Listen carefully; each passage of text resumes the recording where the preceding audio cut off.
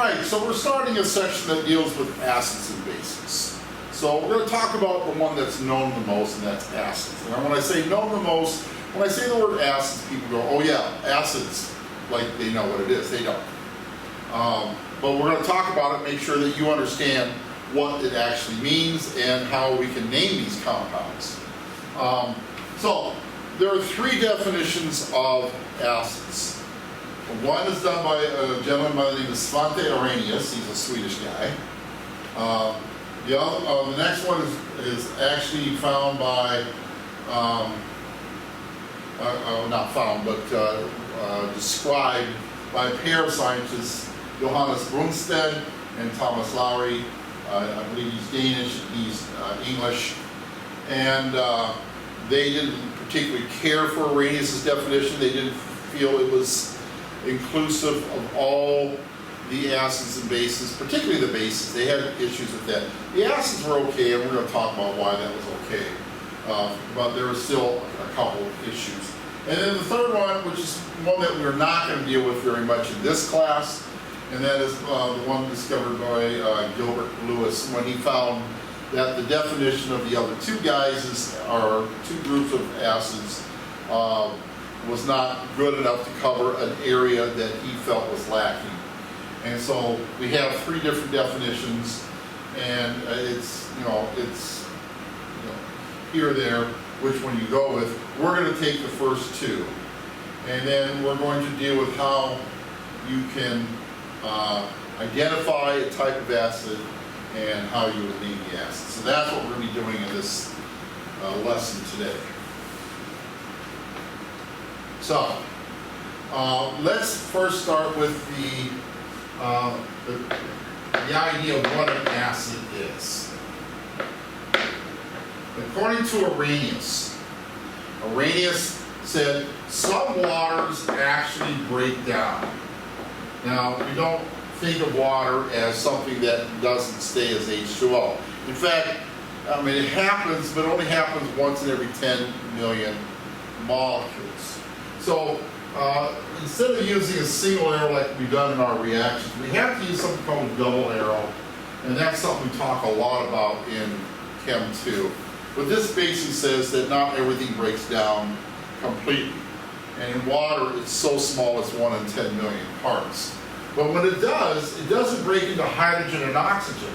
Because water, if you recall from our Lewis-Dot structures, looks like, well, it doesn't look like that, but that's the Lewis-Dot structure representation. It looks more like this because the bond angle between the two hydrogens is like 109.5 degrees, or actually I believe it's more like 107 degrees. But you got these electrons over here. Now, when the water molecules break apart, they break apart at this hydrogen-oxygen bond, just one of them. That strengthens the other one to the point where it's not so easily broken. So we get a hydrogen ion because the electrons in this double bond, or single bond rather, stays with the oxygen. So we get hydrogen ion plus what we call a hydroxide ion, but it actually looks like this. This is basically a representation. It's three sets of electrons around because oxygen is what we call an electronegative element. It grabs all the electrons it can. It's greedy. So the hydrogen loses whatever electron it shared with it initially, and it stays with the oxygen, so it develops a positive charge here and a negative charge here. So this is how we would write this. This is the acid portion of, according to Arrhenius, this is the acid portion of the water when it breaks down.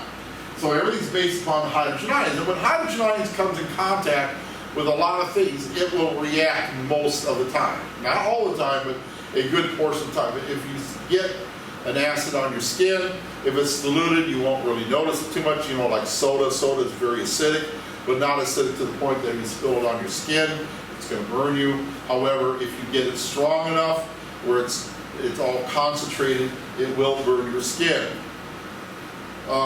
So don't concentrate your Mountain Dew. Safety tip there, kids. So this is what's going on here. So we're looking at the hydrogen ion according to Arrhenius. The next guy, pair of guys, is BronstedLowry.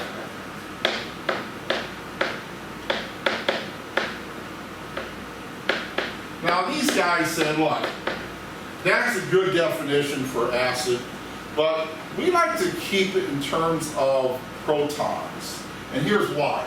The hydrogen atom has one proton, one electron, and it may have a neutron, or even may have two neutrons, but that's 99%, greater than 99% of hydrogen in our realm, if you will have one proton, one electron, and no neutrons.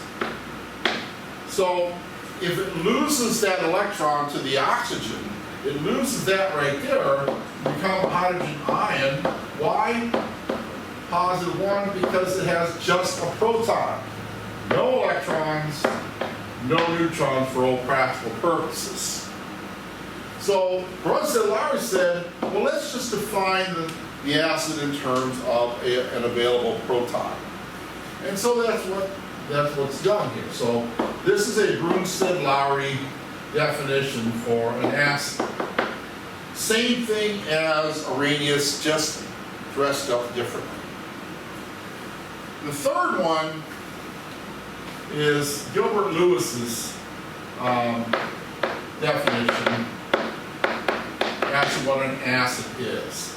And basically what Lewis states here is that the opposite of the definition of an acid of BronstedLowry would be the opposite of a proton. Well, the opposite of a proton is electron, except Lewis dealt with electron pairs. And so he stated that acids, because they are the opposite of BronstedLowry acids, instead of giving up a proton or donating a proton, it's going to accept electron pairs.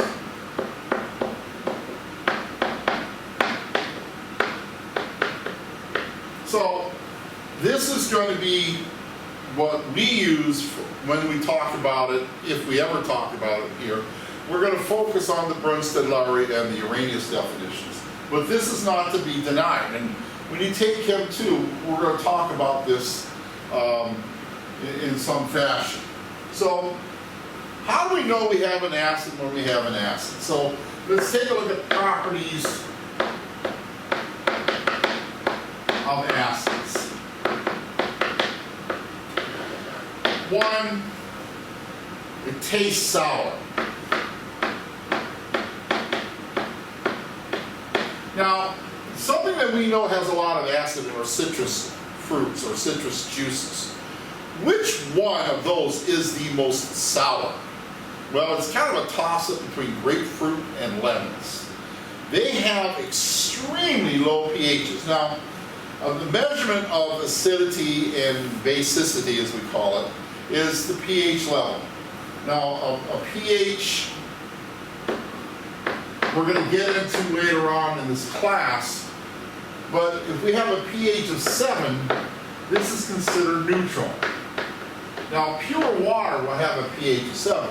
The water out of your tap is not 7, it's acidic. It has a pH of 5.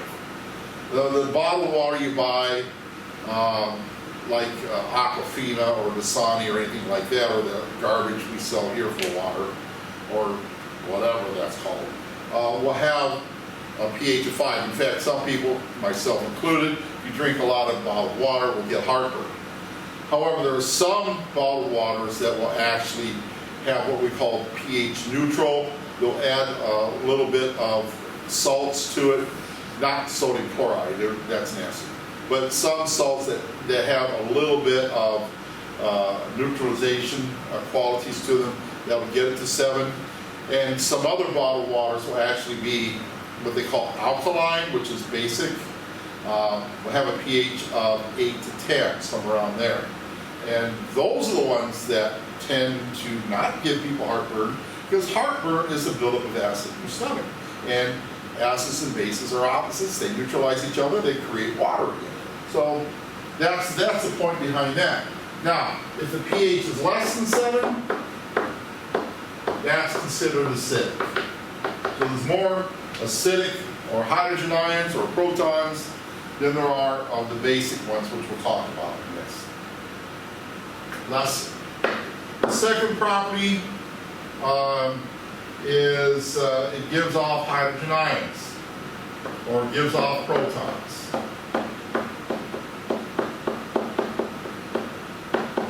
Same thing. We already talked about that.